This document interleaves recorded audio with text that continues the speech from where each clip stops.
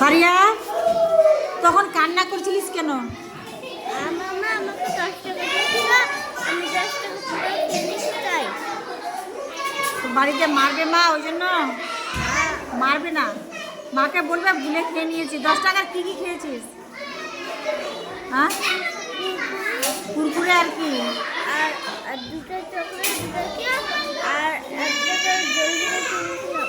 জলজিরা, দুটো চকলেট আর কুরকুরে।